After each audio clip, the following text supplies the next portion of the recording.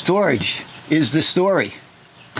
Starting off in the front, behind the driver's seat, we've got this big, beautiful armoire.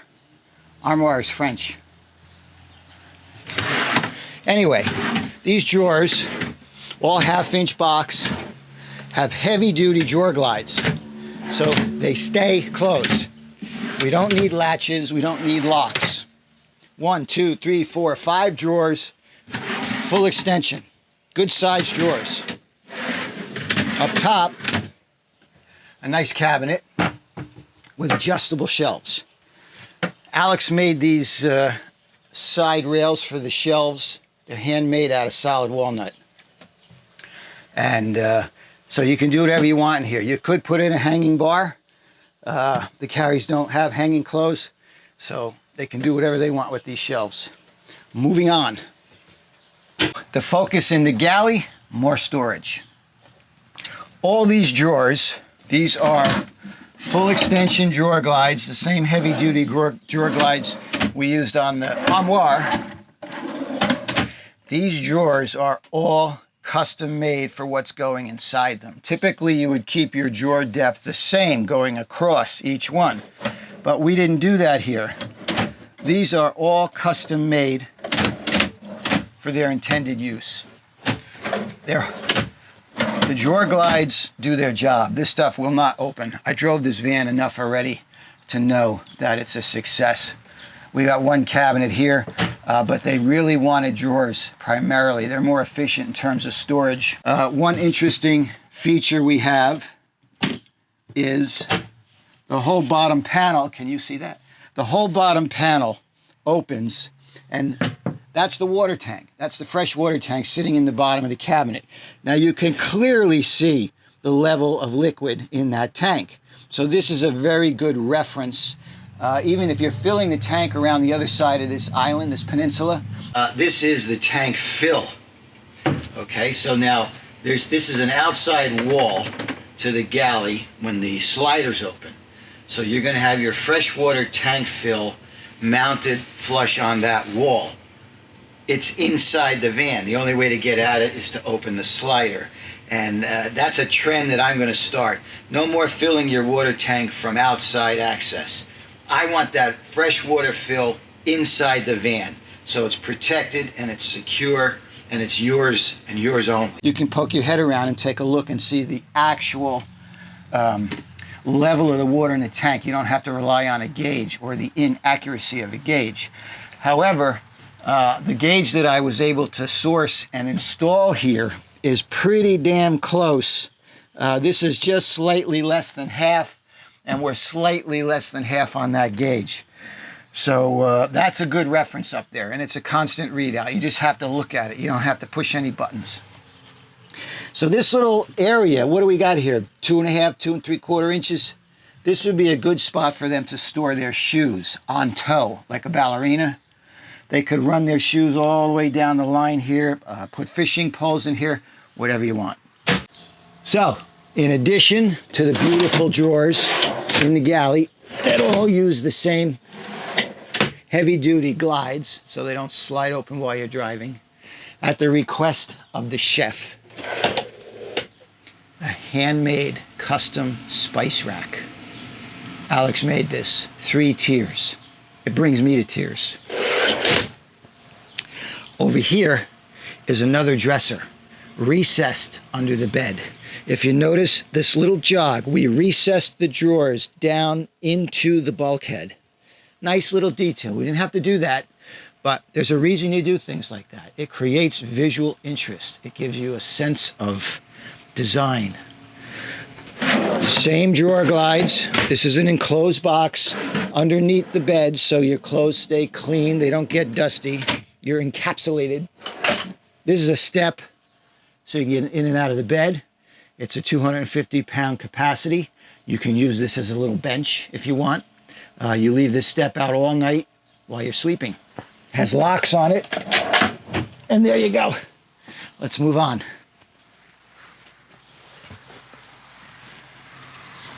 Geronimo!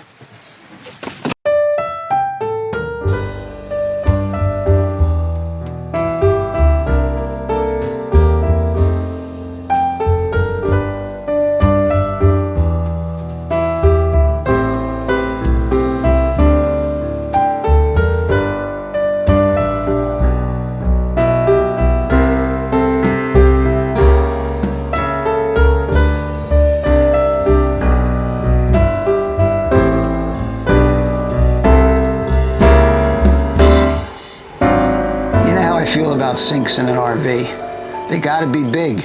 They gotta be practical. This is big and practical. Given the depth of the countertop and how much room we had to spare, we spared no space with this sink. This is about as big as we could put in this van. This is a nice size sink. It's deep. You can put plates in here. You can put bowls. You can wash stuff in here, right? So that's what's important. The other thing you look for in these stainless steel sinks, if you want an undermount or a drop-in. I prefer a drop-in because of the earthquake that's inside a van. Think about it. This sink is hanging under the countertop and it's glued to the underside of this. That's all. I prefer to have that nice thick flange, a 1/2 inch, 3/4 inch flange on the top of the Corian with some support underneath. That's just me. Yeah, you give up a little aesthetic. This looks nicer. This is easier to wipe crumbs into the sink. But, you know, I've never heard of one falling out. It's just, again, me wearing suspenders and a belt. I'm sitting on the bench at the end of the hall. It's a step. It's a bench. It was put here so I could discuss the cooktop. Double burner induction cooktop. It's electric. It plugs in back there. Total of 1,800 watts. You share that 1,800 watts any which way you'd so desire. 900, 900, 1,800, 1,600, 200, whatever you want. Nice cooktop, 2 burners. You can't get hurt. There's no combustion to worry about. And you got your fan right overhead. Look at the lens. The shower room, wet bath, bathroom, very clean and simple. It all sits in a stainless steel shower pan with 4-inch sides, and all of my shower walls go down inside the pan. So even if there is a violation on these seams in the corners, they go down into the pan and out through the drain. The shower room is beginning to take shape. We framed it in 80/20 with finished corners exposed. The finished 80/20, combined with walnut and marine vinyl, makes for a festival of color and texture. Here's an example from Van 1. It's beautiful.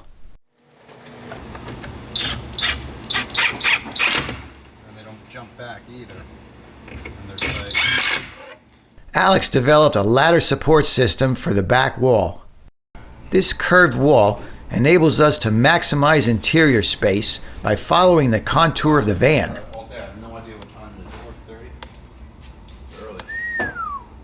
Now it's time to locate and drill our shower drain hole in the van floor. And we're trying something new with the custom-made high-grade stainless steel shower pan. There's our starter hole. A hydraulic press. This new tool presses a beautifully smooth, perfect hole in the steel.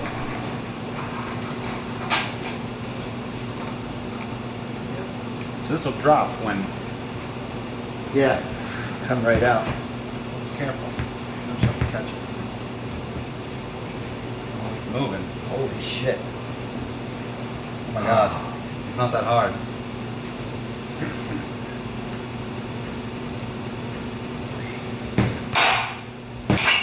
Oh my god. Easy peasy. That was beautiful. Pretty clean. It's a nice hole. And the blowouts on the bottom. It's nice. And far more elegant than using a hole saw. This is a composite boardwalk, which is removable if you want to clean the drain or clean the shower pan. And then, of course, you can see they've got a Nature's Head composting toilet. And what I did is I sent the vent and the electrical out through the wall there, and it's accessed on the other side under the fridge. Take the laundry drawer out and you have full access to several components under that fridge and plenty of room to work on them. Under the fridge, as you can see here, is what we call the laundry drawer.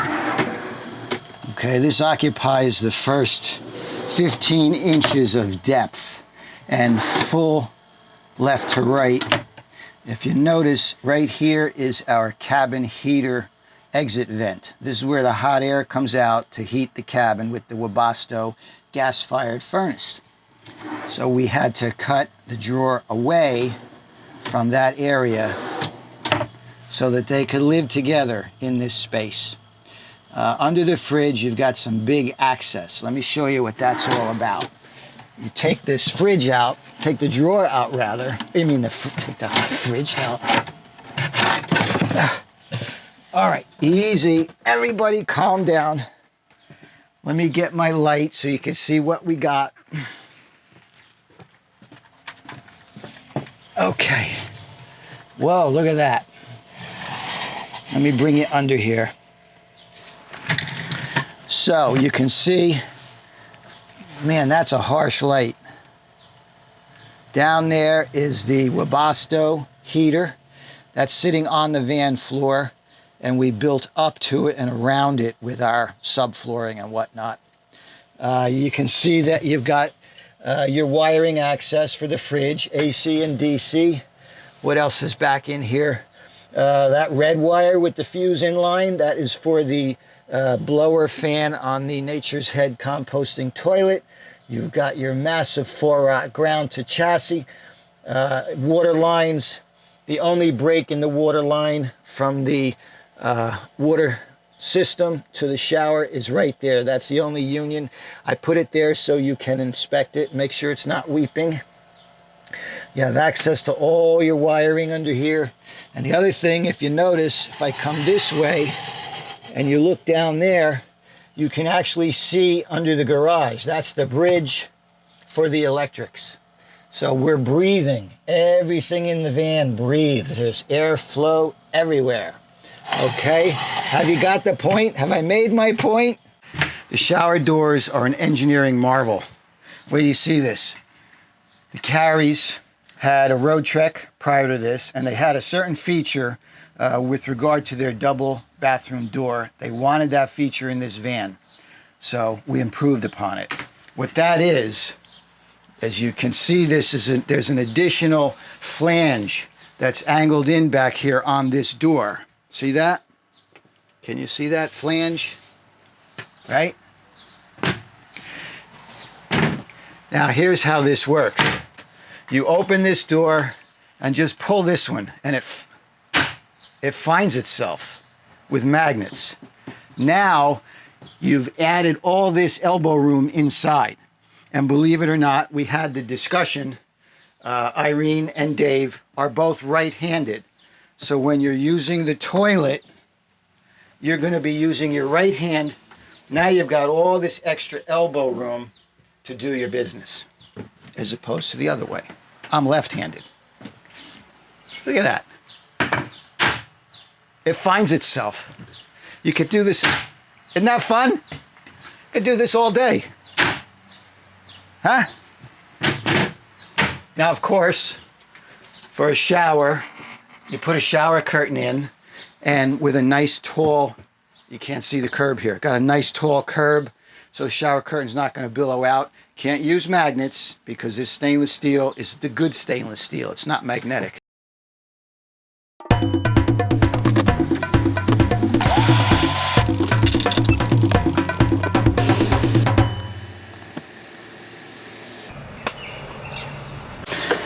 The fridge is a Novacool. I love this fridge. Couple things that I really like about it. First and foremost, it's a front venting fridge. So your airflow and venting comes out the front at the bottom. Now, having said that, I've still provided a tremendous amount of airflow and convection behind it, just by nature of using the 80/20 in my build. You'll see that. The other thing I like is it's an AC/DC fridge, and it's auto sensing. So right now it's running on DC. If I turn on the inverter, it's going to want to run on the AC. It'll prefer AC over DC. Now that could be a problem if you turned on the inverter to use your cooktop or the air conditioner. This is also going to tag on sucking power from that inverter. I think there's probably a way to override that, because typically if you're running the air conditioner all night on the inverter, you don't want the fridge running on it as well. going to look into that and see what the semantics are. The other thing, it's a really big fridge. This is the upper cabinet, which is refrigeration. And then down below, you've got a massive freezer, dedicated freezer. I love it. Danforth compressor, no propane. Don't have to worry about leveling the van. Park it any which way you want. The fridge will run without a problem. Very nice. And as I said before, when you're building a van, make sure you can get the fridge out in case it has to be replaced. So of course, you make sure that it can come out into the aisle. And in this case, we tip it on the bed, maybe take the mattress away, and then out the back it goes. New one comes in, right in. The upper cabinet in the Galley, the wall cabinet, is a combination of 80/20 and walnut plywood, edge banded.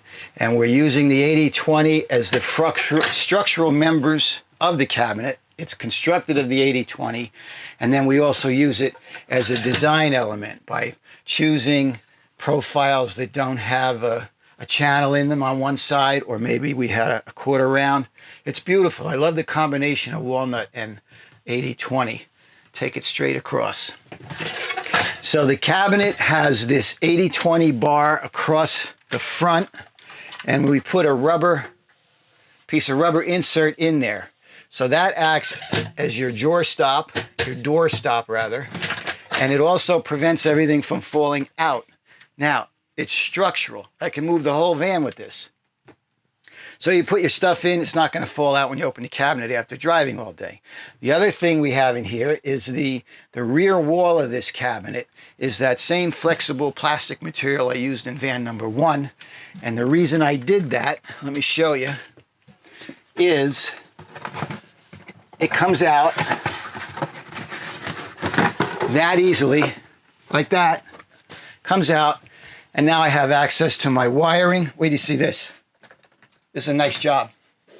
Look at that. So on the back wall, I've got a little wiring harness for some DC circuits, and I left room in them, so if you wanted to run another line, you can come right off of that panel there. And you're wide open for running wires. You can get all the way behind the cabinet, all the way down to the end. Access, options. See that? You're going the other way too.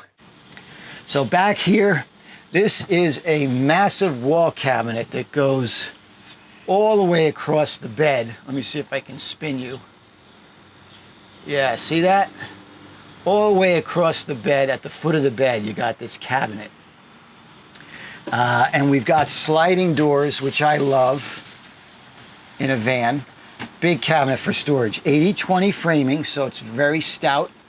And it's got a marine vinyl wrapped floor. And it's got the walnut end caps. It's got that same plastic wall in the back that I have in the other cabinet.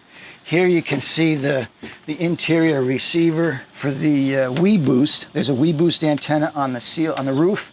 Comes down into here, and then it goes to the inside transmitter. I left about 5 feet of line on there, so you can move that antenna wherever you'd like it to get best service wherever you may be. But back here's a neat little feature. This isn't exactly a slider as much as it is just a panel that you would want to remove, and it gives you access to a DC sub panel. So this DC sub panel is fed from the main panel on the other side of the van. And here's what I did. I sent all of my lighting circuits to this corner of the van. I sent all the other circuits, AC and DC, to the other corner of the van. I didn't think it was wise to send everything. As convenient as that might be, that's a lot of bundling. That's a lot of wiring over there. In fact, I would have probably brought more circuits over once I realized what a nice benefit this was. So there's a main feed coming into this panel. It's a good heavy gauge wire to handle all the lighting, which is LED. So it's nothing. And that's what happens. They come up, they come through the ceiling. A lot of them go down to that other harness you saw in the other cabinet, and then they branch out from there. Everything is visible. If you've got to tend to any wiring, any of the junctions, any of the bots, any of the junction points, any of the places where there are splices, all accessible, easy, and grouped into little areas. You're not going to go fishing and running looking for fuses or whatnot. So that's the story of this rear cabinet. Now let's go down into the garage.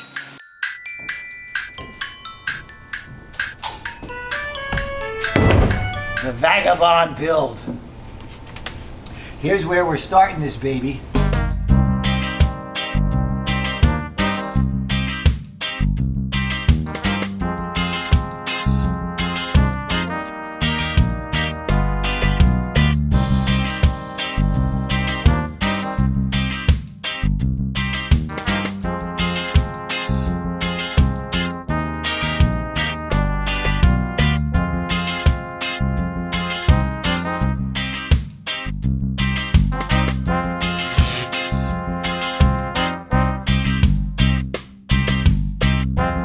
This is where the van build began 10 months ago.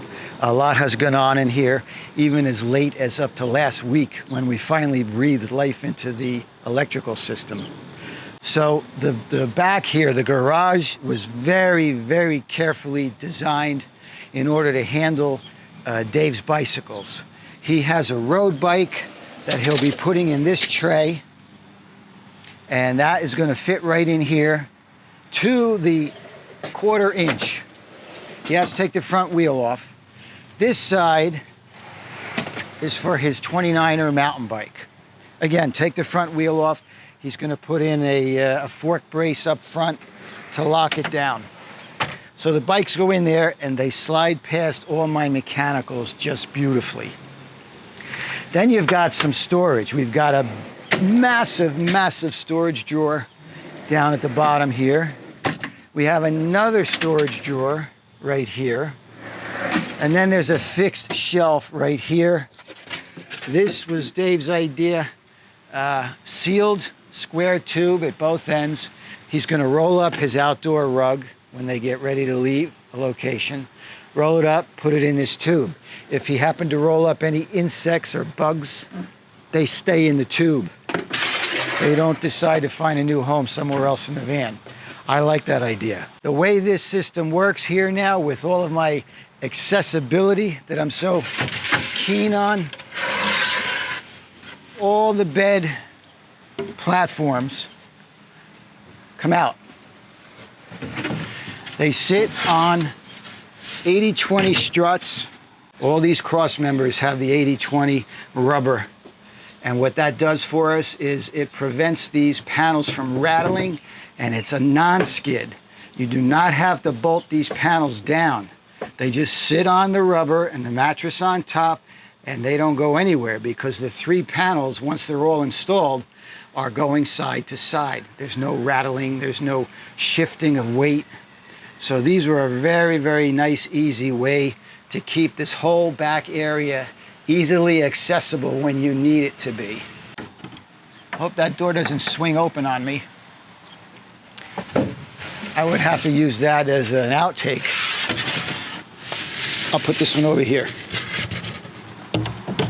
So that's as easy as it is. Now you've got major access to all your components. Your electrical side, your water side.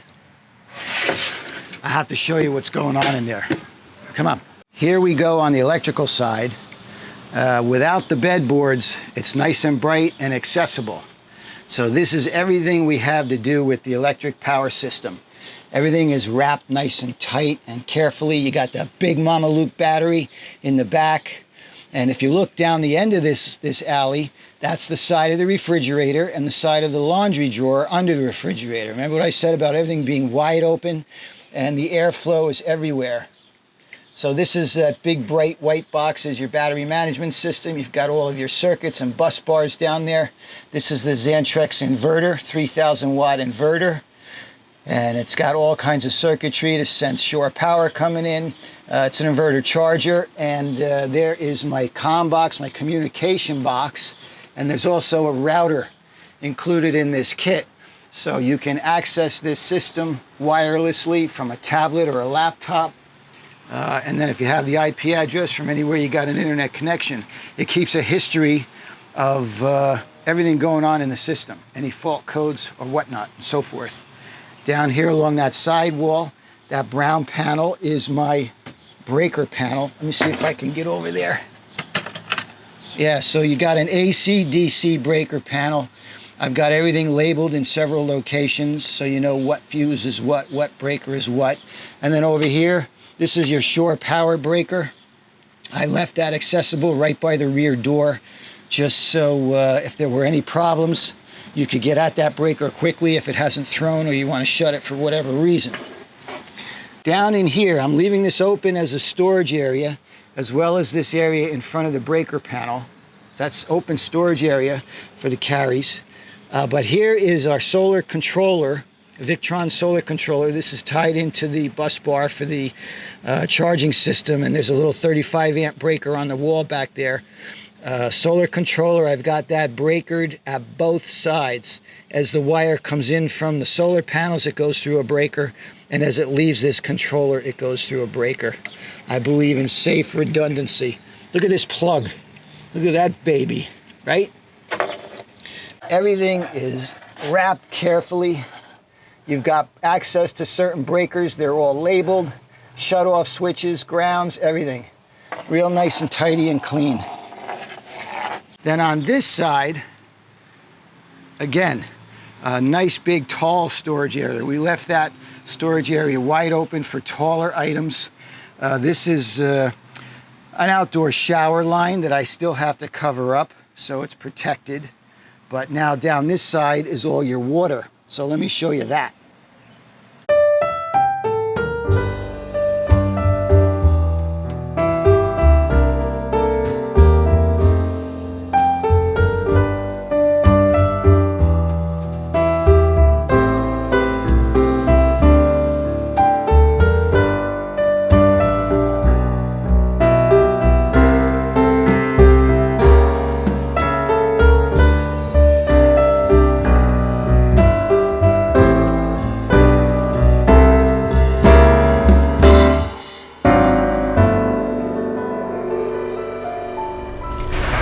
Who would have ever thought a series of pipes and valves could be so sexy? Well, here it is. This is the water system. That is a 4.5 gallon water heater, and I've got that baby piped into my own closed loop heating system. You see that tank on the wall back there with the white label? That is my reservoir. I've actually got fresh water in there. That fresh water gets pumped when you start the engine. It gets pumped up to the front where it goes through a heat exchanger, and it picks up the heat from the glycol in the chassis engine, the antifreeze. So it steals that heat and it comes back through my water heater, then back to the reservoir, then back to the heat exchanger. So it's a big cycle. It's a closed loop system, and as long as you're driving, you're making hot water. So to test the system, I drove an hour from my shop to my house. About 55 miles an hour, 60 miles an hour on average. 1 hour of driving, when I got here, the water in this water heater was 170 degrees. Very, very hot. So the system works just great. And right here, this is a mixing valve. So I can adjust this so the water coming out of the water heater to your shower and your kitchen, you can adjust this so it's not that hot. You know, you'll take this down to probably 120 degrees and you'll have nice hot water. Here's your water pump for the entire system. I've got 4-zone shutoff so that any one area of this van that could have a failure, you can isolate it and continue on your way. Down here is another mixing valve right there, and that is for the outdoor shower. So this is the fitting I was talking about for the outdoor wash down, the outdoor rinse off. Part of this system is you buy these extra components. This one, for instance, it just twists in, and as it twists in, it engages a plunger and opens the line, because that plunger is inside the other end of this fixture, so it's a frost-free design. Then you can just turn the valve, so if you were camped for a while, you could just leave this in and do on-off right here. Another fixture you can buy is just this straight one. Actually, this has got garden hose on it as well. So if you wanted to, you could just put your garden hose on that, valve it here and at the hose. They bought both of these fixtures. You twist that one on, and now you've got a garden hose. You're ready to go and rinse off your bikes or give the dog a bath or whatever. The minute you pop it out, it shuts off the line. Hello. I thought I'd come out here at night and show you what the van looks like at night. As you all know, when you live in a van, you are held captive inside the van every night. Should be comfortable, because it should be cozy. You should have just as much fun when you're in the van as you do traveling in the van and enjoying the outdoors. So here is the lighting that helps your mood in the nighttime. Right now I got all the white lights on. It's nice and bright. For those of you that like bright light, here it is. I'm not a fan. I like things moody. But anyway, here's what we got. I'll set the mood. I'll show you one at a time what we have. These are the hall lights, puck lights going down the center of the hall. Everybody's got them, no big deal. Then we have a set of galley lights comprised of a white LED strip over the cooktop and another puck positioned dead center over the sink. So everything is evenly lit. You got a nice white countertop, you got a white backsplash. So there's a lot of light bouncing around. Very nice. This is a great way to make a nice late night dinner, if you like. It's very European. I like to do that. And then in the back, we've got our bedroom lights. Bedroom lights are a series of pucks through the ceiling, and then we've got these recessed strip lights on either side, footboard and the headboard, right? I've also got his and hers reading lights, one on each side, switched at the lights. I've also got a reading light over the passenger swivel seat. This one's on a dimmer. Now, we get to the next step. Now it's time for bed, right? We pull out the step. You see that? I pulled out the step.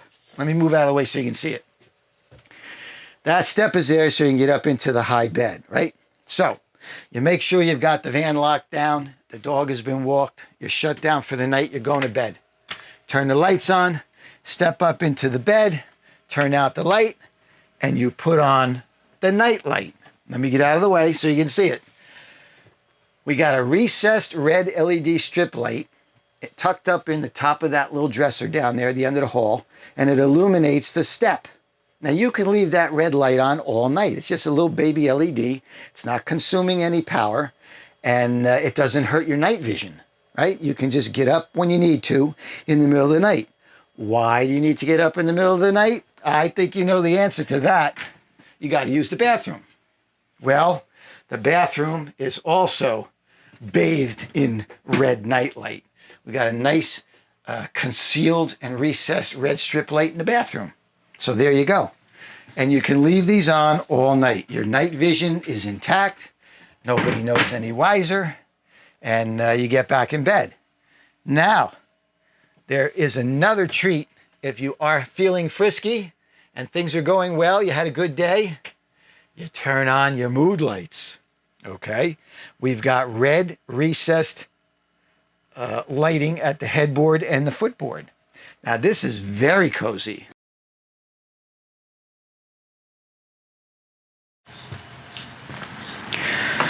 We put up a manual awning, not electric, not power. We ran wire. If they want to put the motor in as an option later on, you can do that right on the end of a Fiamma awning. We decided that you'll have fewer problems with a crank. No problems with a crank. The other thing I like about this, what's special, is that this is actually a wall-mounted awning that you would put on the side of a Class A, as opposed to a roof mount, which is what you would normally put on a van. And what I like about this is because it's wall mount, we were able to mount it higher and further back onto the roof of the van. For the weather that comes through, when that rain comes down, it's not going to weep through and trickle down this way. It's going to go down the awning.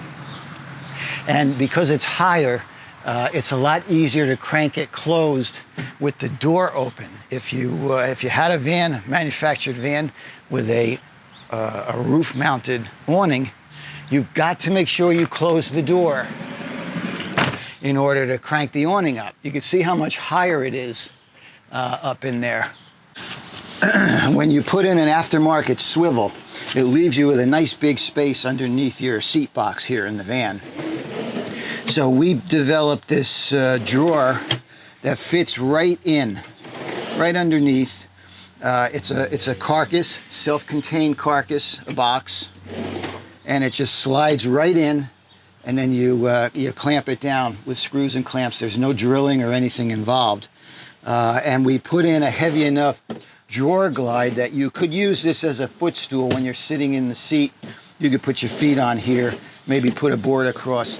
But my guess is the Vagabonds will probably use this for all the pistol stuff. Before they take a walk, they just open a drawer and grab his leashes and stuff, and off they go. A few months back, when Irene and Dave were installing this swivel seat in this van, Irene commented that with the aftermarket swivel seats, it raises the seat height. And when she's traveling and sitting in this passenger seat, her feet dangle. They don't touch the van floor.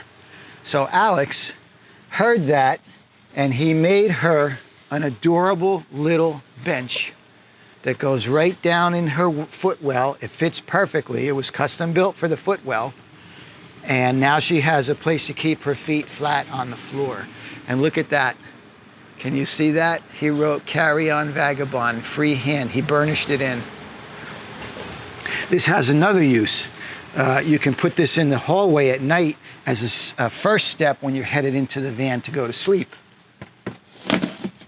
Dual purpose.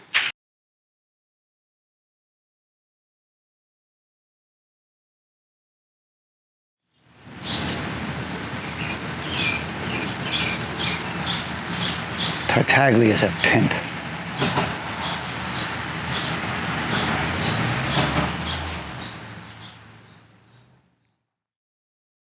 It's hot. Whoo, it's hot. Okay. Is this the best place for that? I don't know. How's that better? I really need a light back there. Let's try that. Let's put a light back there. I can't get to that button over here. You would think I'd know it by now. The focus in the galley, more storage. Let me let the plane go by. If it's not sirens, it's planes.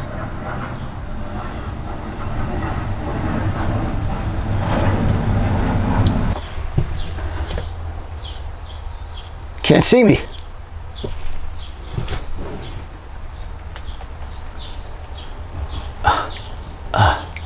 How's that? Better? Yeah, get down low. Scooch. Oh, wait a minute. Sit. What happens if you sit? Yeah, that works.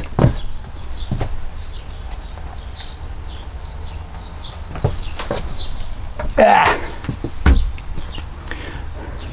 I'm sitting on the bench. Hello? Hello? Hello? Hello? Hello? Isn't that great? If this van's a rockin'. Isn't that great? If this van's a rockin'. When Irene and Dave look at the lens. Whew. Tartaglia is a pimp. Mm-hmm.